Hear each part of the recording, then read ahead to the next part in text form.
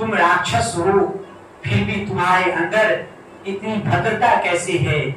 मुझे तो लगा कि मुझे तेरा वध करना पड़ेगा। बलराज कहता है कि महाराज, मैं मांसाहारी राक्षस नहीं हूं,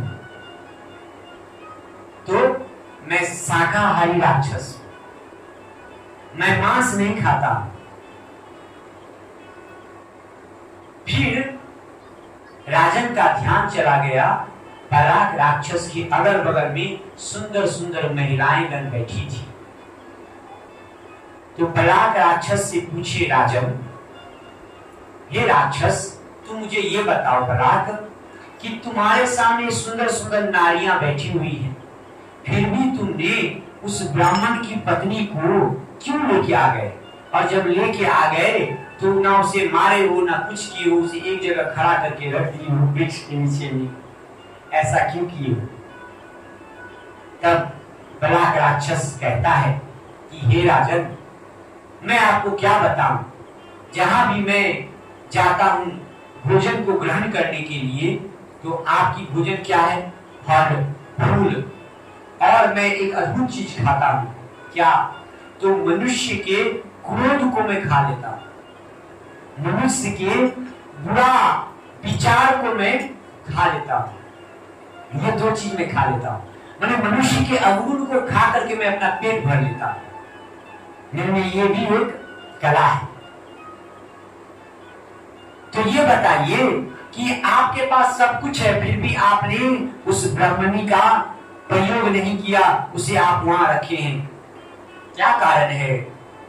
बलराज राक्षस कहते हैं, राजन, मैं आपको क्या बताऊं, जहां भी मैं जाता हूं भोजन के लिए, तहां इस ब्राह्मणी के जो पतिदेव हैं ये वहां पहुंच जाते हैं, और जो वहां जाकर के ये यज्ञ करते हैं।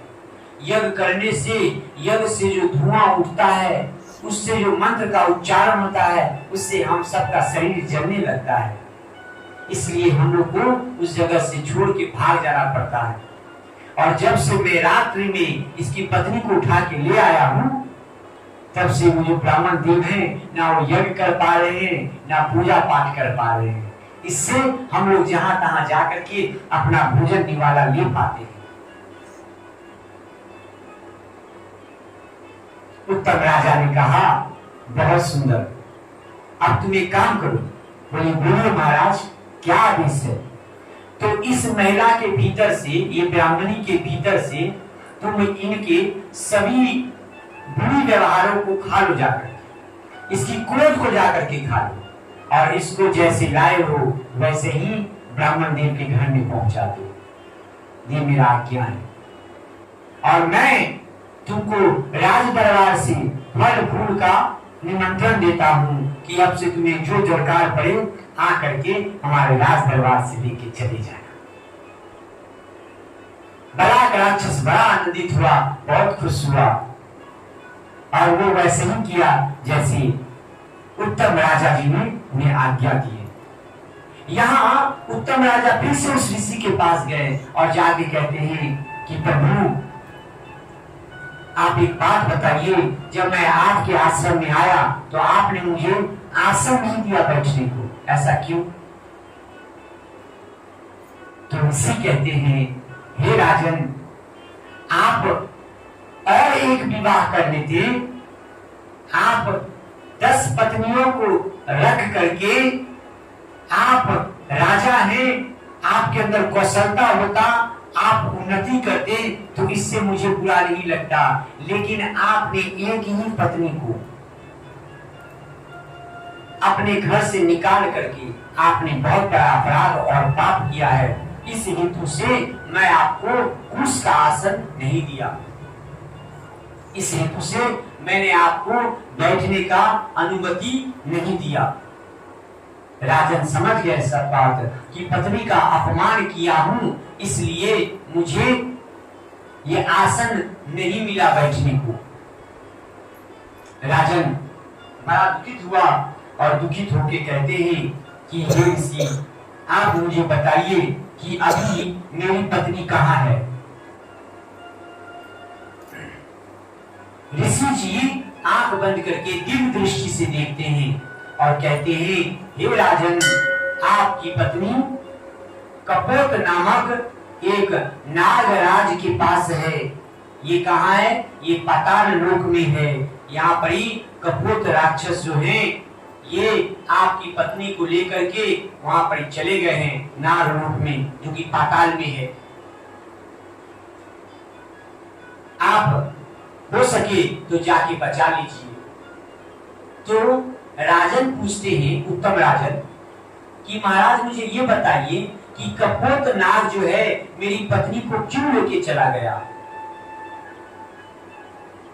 तो ऋषि कहते हैं, हे उत्तम राजन, जब आपके मंत्री आए और आकर के निर्जरा वन में आपकी पत्नी को छोड़ दिए और छोड़ के चले गए, उस वक्त आपकी पत्नी को अकेले देख कपोत नाम के ये नाग ने आपकी पत्नी को पहले तो पानी दिया, फिर दूध दिया और उसके बाद नए नए साड़ी दिया। आपकी पत्नी अकेले थकी हारी मरता क्या ना करता, और वो थोड़ी ही देर में कपोत नाम के राक्षस के साथ मन बना करके चली गई। कहा? तो नागलोक। बेचारे उत्तम राजा ध्रुव के छोटे भाई उत्तम का कथा है। उत्तम राजा बड़े दुखी हो गए, वो चुपचाप बैठ गए। उन्हें लगा कि अब हमारी जो पत्नी है वो अपवित्र हो चुकी होगी। ऋषि कहता है कि राजन, घबराओ मत। जब तुम्हारी पत्नी यहाँ से चले गई तो कपोत नाम के जो नाग था, उनकी एक कन्या थी, नाग कन्या थी, जो केवल 15 वर्ष की है। वो जब देखी कि नाग कपोत ने एक दूसरी महिला को लाए हैं, उससे पहले कि वो कुछ करता, उनकी पुत्री ने क्या किया, उनको, उस आपकी पत्नी को अज्ञात गृह में जाकर के बंद कर दिया। इससे हुआ क्या? तो इससे ये हुआ कि उसके पिता ने पूछा कि बेटी, मैंने तुम्हारी एक नई माँ को लाया था, तो तुम्हारी नई माँ कहाँ है बताओ? लेकिन वो पुत्री अपनी माँ का लाज बचाने के लिए अपनी माँ से प्रेम करती थी, इसलिए वो जो नई नवेली जो रानी थी, उस रानी को अज्ञात गृह में बंद कर दिए और अपने पिता को नहीं बताया कि वो रानी है कहाँ। पिता ने उसे श्राप दिया। कौन? कपोत नाग ने। जहाँ मैं तुम्हें श्राप देता हूँ। क्या श्राप है? कि तू जैसे मौन है, आजीवन तू ऐसे ही मौन रह, अब तू कभी ना मुंह खोले। इसलिए उनको ये मौन वाला श्राप जो है ये लग गया। राजा दौड़े दौड़े गए हैं किसके पास?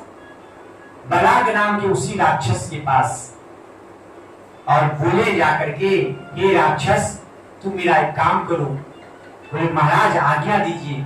तो पाताल लोक में मेरी पत्नी कपोत नाम के एक राक्षस के पास है, जो कि नागराज है, वहां से मेरी पत्नी को उठा के लेके आ जाओ। बोले जैसा आपकी आज्ञा। और हाँ, उनको वहां से लाते लाते उनके भीतर के भी क्रोध को, अग्नि को, इन सभी को शांत कर देना, ईर्ष्या को शांत कर देना, और उस सब का तुम भोग लगा लेना। बोले जैसी आपकी आज्ञा। वो नागलोक गए, राक्षस उनकी रानी को लेके आ गए राजमहल में और लेकर के दे देते हैं। बोलते प्रभु ये लीजिए। वो बड़े रानी राजा को देख करके रोने लगी। दोनों एक दूसरे के पास गए और दोनों अपने अपने भूल के लिए एक दूसरे से क्षमा याचना किए। आज जब हमारे राजन जी महाराज राज दरबार ला के बैठे थे, उत्तम जी महाराज, तो उनकी पत्नी कहती है, हे महाराज, मैं आपसे एक अनुरोध करूं। बोले बताइए। तो कपोत नाम के जो नागराज थे, उनकी बेटी का नाम था रानी नंदी। नंदी जो थी, वो नंदी मुझे बहुत प्रेम करती थी। वो अपने शब्दों को ना जाने क्यों बोलना भूल गई, जब से वो मुझे छिपा के रखी। मैं चाहता हूं नंदी के पास और नंदी की आवाज फिर से पुनः वापस आ जाए। उन्होंने उत्तम राजा ने उसी ब्राह्मण को बुलाया जिसका पत्नी जो थी वो बलाक नाम के राक्षस लेके गए थे। उस ब्राह्मण को बुला करके राजन ने कहा कि आप एक यज्ञ करो। क्या यज्ञ करो? वाणी यज्ञ करो, जिससे नंदी नाम के बचिया के लिए, नंदी नाम की राजकुमारी के लिए आप एक यज्ञ करो जिससे उनकी मुख का पानी आ जाए। और यहाँ वो ब्राह्मण जी एक यज्ञ किए हैं और यज्ञ करने से यहाँ हवन करके यज्ञ मारे उसके नाम पर संकल्प लेकर के, और वो नाग रूप में थी, उसका वाणी पुनः आ गया। पुनः ये जो बलाक थे ये उस नंदी को भी ले आए